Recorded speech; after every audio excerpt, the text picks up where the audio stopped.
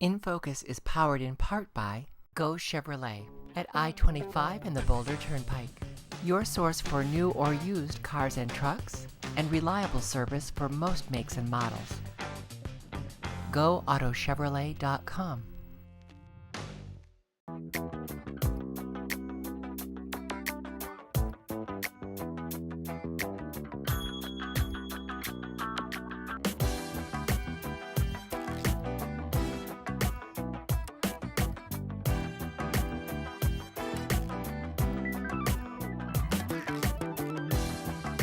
Welcome to In Focus with Eden Lane.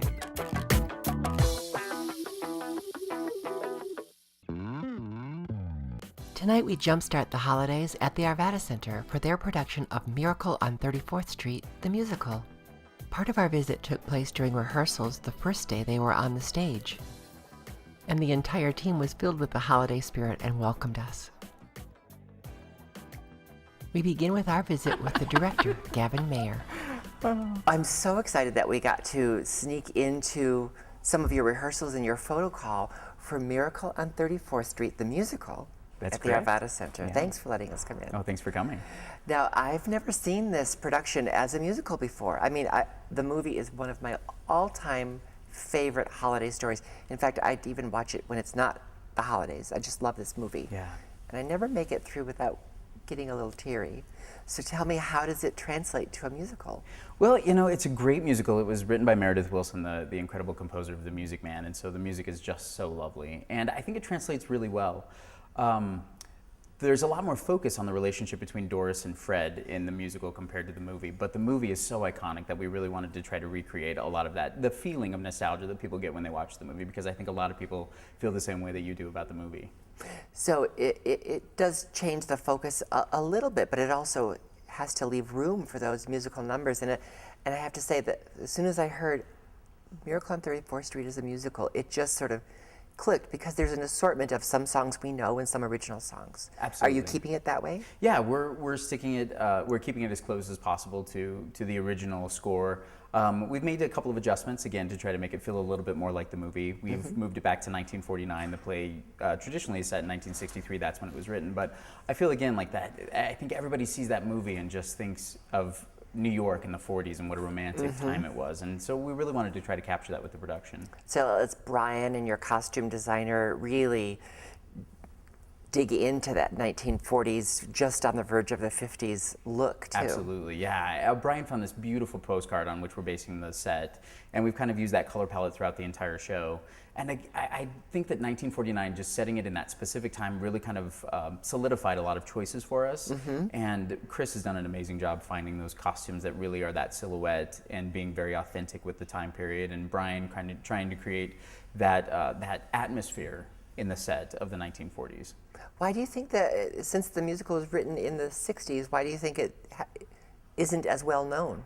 You know, I think because it's a holiday show. It was originally called Here's Love, and I think that they wanted to try to, even with the movie, when I did research on the movie, they tried to keep away from the Christmas theme of it, so people would come see it and not just feel like it was a holiday show. But I think by changing the title, which they did a couple years ago, to The Miracle on 34th Street, I think they really just kind of embraced what the show is really about the holiday season and really the connection with the movie.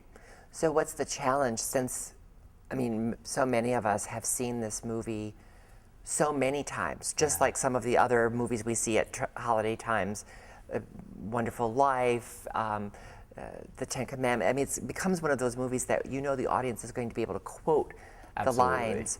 Yeah. What's the challenge to doing that? I think the challenge is living up to the expectations. You know, it is, as you said, it's such an iconic movie, and it's a part of every day's holiday season.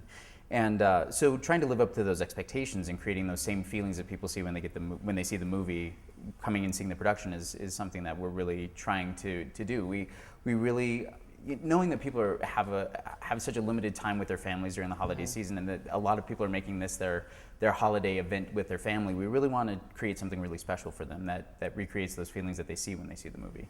Well, every time we come here, it is, these big musicals are always something really special. And the Arvada Center allows you as artists to create something brand new. There's no mistaking, this isn't a touring production that's plunked down here, you didn't buy the sets and the score and everything together. You had to do your own musical arrangements, your own adaptation of the script. Talk about what that's like here in Colorado. You know, that's what's great about working at the Arvada Center is that's the expectation. The expectation is that you do create something completely from scratch. The expectations here is that it's not what you saw on Broadway is what you see here. The goal of the Arvada Center is really to create the show the way the Arvada Center does it and the way the artists at the Arvada Center see it. And that's what was great when we started working on this back in July. It was just, here's the script and see what is the show that we have in store. How is our production going to be different than other productions that people may see down at the Buell or see this at another theater company? How is the Arvada Center's take on it different? And that's what's great about working at the Arvada Center is that's the expectation on every production, is creating our own production from scratch. You said you began working on this in July. Absolutely. Christmas in July. That's right. So as the captain of the ship, as it were, how do you help your actors and the other members of the company get in the holiday spirit so that they can tell us the story without being burnt out on the holiday spirit before they even open? I think especially post-election, I think everybody's ready for a little pick-me-up, and so it really hasn't been that hard. It's been very easy to, as the actors came in, I think they've been ready to kind of do something that's really positive and something that's really uplifting and something that they know is going to brighten up other people's holidays. How long has the company been together? Just 4 days right now. Only 4 days? Yeah, we've been together for 4 days. We just finished blocking Act 1, so we're going to start working on it today. And so, but we did audition it back in July and August to try to get it on people's calendars because there's so many holiday shows that you want to make sure that you can get really strong actors to do the show. So they've been working on this themselves since August, so they got the materials to start thinking through it. And we've been working on earnest since July on the production concept. And we have some New York actors, as we often do in the Arvada Center productions, Absolutely. but we also have some Coloradans in the production. Yeah. Talk to me about how you're able to fill this out with Coloradans, both in the ensemble and in some of the leading roles. Denver is such a strong theater community that we are so lucky to have so many strong actors that we can pull from. We did go to New York to find a couple of, we wanted to find just the right Santa Claus, so we went to New York. How hard would that be to find the right Kris Kringle? Because we know who he is from that movie. Absolutely. I think that's the pivotal role in this show. Although the conflict revolves around a lot of different characters within the show, finding just the right Kris Kringle that the audience can relate to and can connect with was really a priority for us. So we spent a lot of time looking for just the right person. So he's coming to us from New York, as is Fred. Fred, correct. But our Susan and Doris are from here. They are. Working with the casting the children was actually a pleasure. We weren't sure what we were going to get, but we had about 50 kids audition, and we came up with 6, and we could have come up with 12 to 15. There were such strong kids in the community who could have easily done the show. Wow. Well, we know that you're adept at working with kids because we first visited you when you were doing the teen intensive version of Legally Blonde. That's right.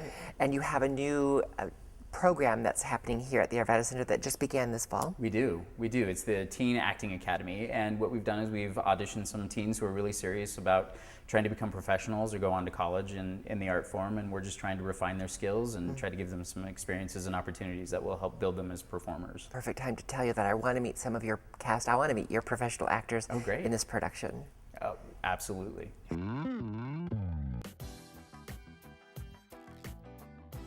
We have a brief look at the cast rehearsing the opening number, the Macy's Thanksgiving Day Parade. Why, it's the big Colombo balloons, just a sauntering 49 feet from the ground. Why, it's the big Colombo balloons, high as a building and wide as a merry-go-round. Now we meet the young actress playing Susan Walker, Reagan Fensky. How wonderful to have this as a way to begin your holiday season, to play this part at the Arvada Center. And you live all the way down in Highlands Ranch. What's that like to have to come all the way up here every day for rehearsal? Well, it's very tiring to go all the way up, but I have time to do homework, so I don't have to do it here. You do your homework in the car? Yeah. Oh my goodness. I think all the motion of the car might make my handwriting really awful. Sometimes it does. Sometimes it does. How did you get this part? How did you even find out about it? Well, we found out about it, my mom. Well, the dance studio I go to, Which is? which is Denver Ballet Theater, DBT. My mom also works there. So her name is Jen, and she recommended the show because I tried out for 2 parts, for 2 shows. The one before, I didn't get it, so I tried out for this one, and I ended up getting Susan. Did you know this story before? Had you seen the movies or this play before? I've seen the movies and I've heard about the play. What did you think of the movie when you saw it? I love the movie, and I love the girl that plays Susan. Do you know who she is? Yeah. Natalie Wood, yes. It's one of my favorite holiday movies. I watch it every year, at least 2 or 3 times. How many times have you seen this story? I've seen it maybe 10 or so times. So you're pretty familiar with the story before you began. Yeah. How is it different for you to play Susan after seeing another actor do it in a movie? Well, it's different because I'm trying to be like her, to play a little girl because You're not a little girl. I'm not that little, No. so I'm trying to play a little girl. I always remember back to the time when I was 8 years old in Christmas, so I'm trying to reflect back to that and act like I did when I was then. And you're a dancer. Yes, I'm a dancer. So do you get to dance at all in this production? Because I've never seen it as a musical. I do get to dance in the ballet sequence. And do you have a favorite scene that you're getting to do? I know you only have had a little bit of rehearsal so far, but you know the script already. So is there a favorite scene? I'd say either the one with me and Doris, because I just love the way we interact together. Who's your mom? Yeah, my mom. So, or I'd say the one where I first meet Chris when I don't believe it's him. In the store. Yeah, in the store. I say I'd like that scene too. And in the musical, do we see that incident where Susan sees him speak Dutch? Is that one of the things that helps convince her? Yeah, because then I ask him, why did you speak Dutch to the little girl?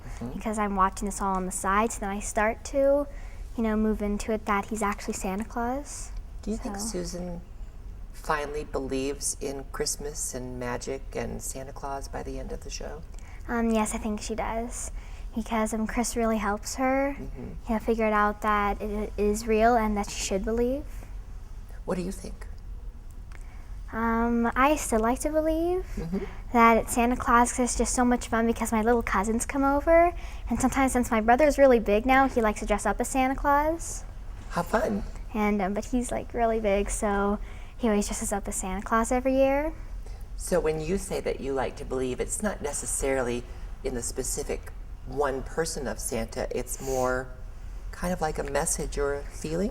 Yeah, it's more like a feeling that, it's just fun to have, the Christmas feeling and, to bake cookies all day and get the presents in the morning. It's still just so fun to do that. And this is going to be an incredibly special Christmas for you because you get to have this experience being on the stage at the Arvada Center, and you're going to get to make Christmas really special for thousands of people that are coming to see you. Yeah. And I'm so glad we had a chance to meet you before that all begins. I really appreciate it. Thank you so much. Thank you too. We had to meet Kris Kringle in this production played by Eric Devine.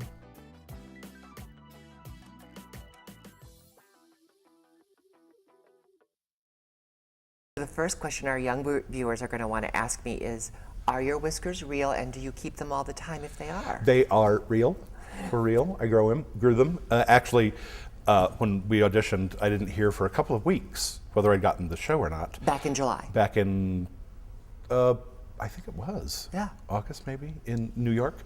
But I decided that even when I didn't hear, I said, I'm going to get it, so I'm going to let it all grow out. So you don't have them all the time, but No. you knew you were going to be our I Kris almost Kringle. always have facial hair.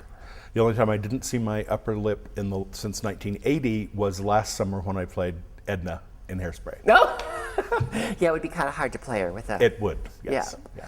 This show is so dear to so many people. The movie, the story is so iconic, and we all have an image of who Kris Kringle is because Right. it's been imprinted on us. Right. What is that like for you as an artist to tackle that? Especially since it's Santa, Kris Kringle, all the names we can come up with for him, it's a great responsibility. Yeah. Even in the grocery store, there'll be kids in the cart. Look, it's like they're looking at me really hard because they think that might be, that face. And so I was smiling. I'm always nice, but it's a great responsibility, and I take it very seriously. And the imprint of that performance from the movie is so strong. It is. Is that informing your work in any way, or are you feeling like you have to work against it? Tell me about how you're approaching that as an actor. What I loved about Edmund Gwynn is his gentleness. He's so quiet and not reserved, gentlemanly. And I think that informs me to a great extent. It also informed Meredith Willson when he wrote the book. I think it's written there. You can't really get away from it. There is the words "ho ho ho" are written never in the script. So I've tried to turn my laugh into a version of, rather than ha ha ha ha, it would just be ho ho ho ho. So there's that element to it, but really subtle. But I try. Yeah, and you said this was dear to people, the movie, but I got to tell you that the show, Here's Love, is very dear to my heart because it's the first Broadway show I ever saw. No. Yes. Back in 1963 or 4, whenever it was, my dad was in New York for a medical meeting, and we went to see two shows. One was Here's Love, and the other was the original production of Oliver. Oh my. So I saw and I've had the album of Here's Love my entire life because, they recorded everything back then. So I've been listening to this for years, so it's just... I've since worked with the girl who played Susan, originally on Broadway, and I've met people. A choreographer I had was a dancer in the show, so it has kind of kept coming back into my life. And now that I get to play the part, I am thrilled. Well, I'm thrilled that you're here because just watching you during the photo call, I see Kris Kringle. Oh, thank you. And I can't wait to see it. Thanks. Thank you for making time Means for a me lot on to a me. very busy day when you're just starting rehearsals. Oh, no problem. I appreciate it. Glad you asked. Thank you.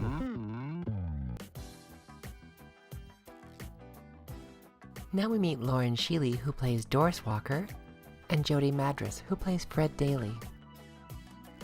It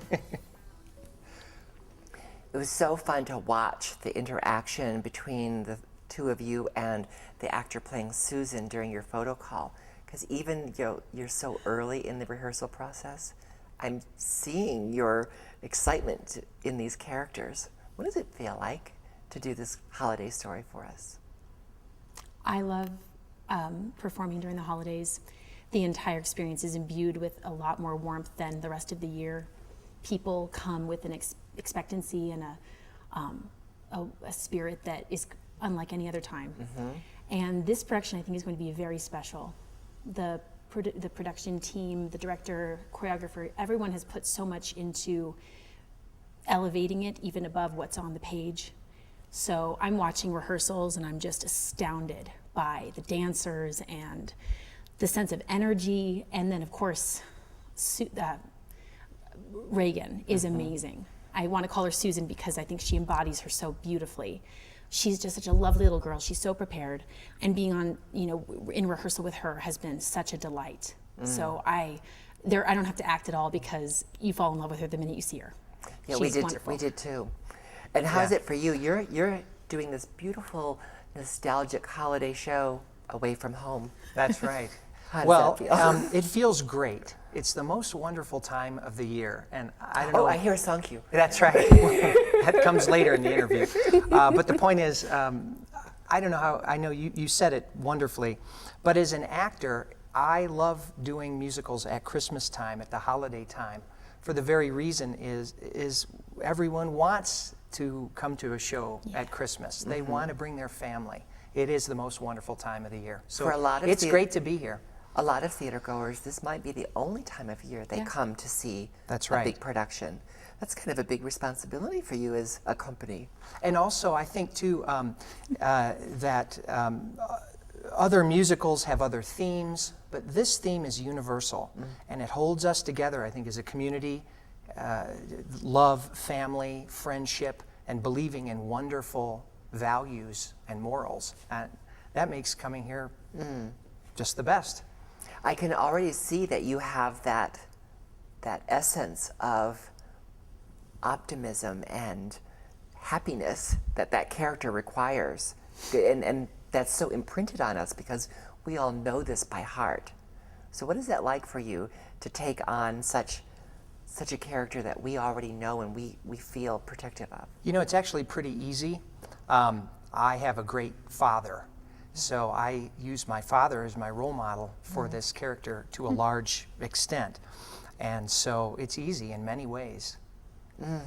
That's a beautiful tribute. Thank you. He's a great guy. Will he? Oh, Is yes. he still here? Oh, So sure. will he get to come and Sure, see you I owe here? him a lot of money. He's definitely here. Will he come to Colorado to see He you? will be here. My whole family will be coming from Ohio. From Ohio? Yeah. Where in Ohio? Yeah, Bowling Green, Ohio. Bowling Green, Yeah. University Town. University town. It And is. you're taking on this character that we watch her in the film. We watch her go through this strong, independent place in her life, to learning to be open and trust. Yeah. So we know this journey. We have memorized what she's going to experience, but you have to approach it like you've never seen it or heard it or felt it before. How do you do that? I think every person at some point in their life learns that the greatest strength is actually being the most open because it demands such vulnerability. And I know I've been there. You know, you want to be closed off. It's safer. It feels safer, but you find that the most wonderful reward and experience comes from truly being unguarded. And I think she finds that even though she appears very strong and independent, that she attains a much greater independence and strength through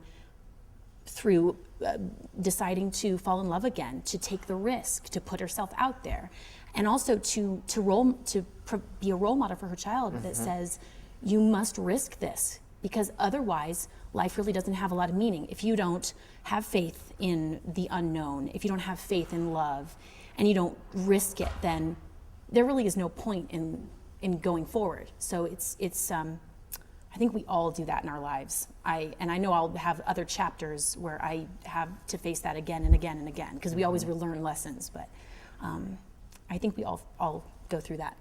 That Absolutely. speaks beautifully to the timelessness of the story. It's universal. And this music, there are songs that a lot of us aren't familiar with in here, but there's still some songs that we all will know. Oh yeah. Yes. Tell me about the music and the dancing and how that helps you attack this story. Go ahead. I'll speak.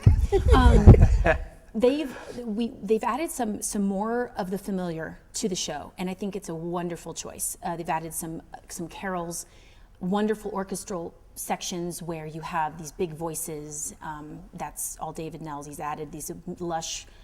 You can say that again because he's so brilliant. He It's all is brilliant. He's wonderful. David Nels, David Nels, David Nels, David Nels. That's right. That's right.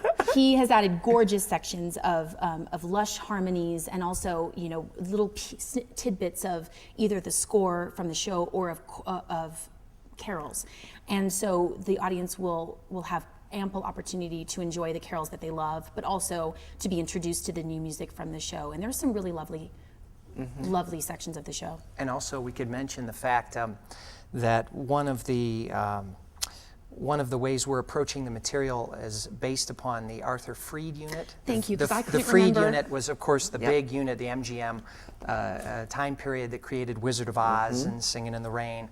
And we're trying to use that as a bit of a model. And that's very exciting, to have a director, choreographer, music director who are thoughtful and want to put that energy in. I think it's rare. It's so rare, and that's what makes this production special.